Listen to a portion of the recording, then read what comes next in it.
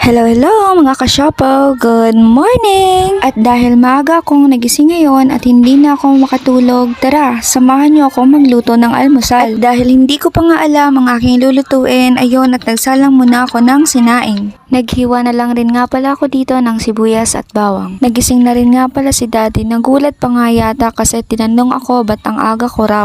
Paano ba naman mga kasyopo? Nagising ako ng 4:30 AM tapos nahirapan na ako matulog kaya nag-isip na lang ako ng gagawin ko. Nagwalis na lang pala ako dito sa loob ng bahay. Nakakatakot naman kasing magwalis sa labas kasi sobrang dilim pa. At kaya ako nga naisip magluto kasi ako na lang palagi ang huling nagigising dito sa bahay. Kaya babawi naman ako para ipagluto ko sila ng masarap na almusal. Pero gusto nyo ba talagang malaman kung ano yung pinakarason kung bakit ako nagluto ngayon? O sige na nga, ikwento ko na sa inyo. Diba kasi kahapon nagluto ako ng nilagang baboy. Tapos in-story ko kasi mukhang masarap. Pero hindi lang mukhang masarap kasi sobrang sarap talaga. Syempre, luto ko yun di itong pangalawa kong kapatid, nakita niya yung story ko. Napa-heart react siya. Tapos mamaya, nag-message na sa akin.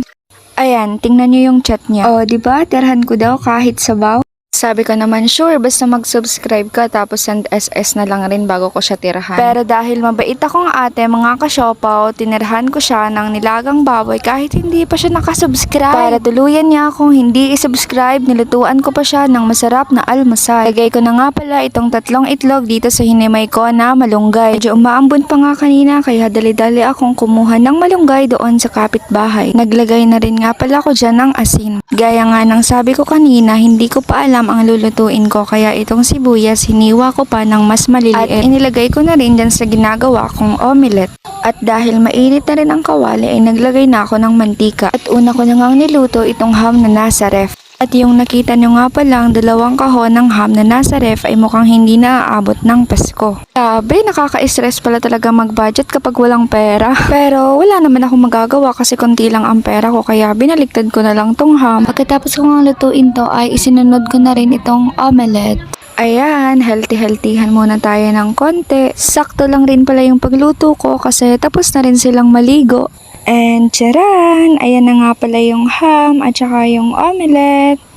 Ito nga pala yung bawang, hindi ko na nagamit. Sa sunod na pagluto ko na lang gagamitin. Tara na mga kasyopaw at samahan nyo kaming kumain. Samahan nyo na rin ako at tulungan si Andeng na mag-subscribe sa YouTube channel ko.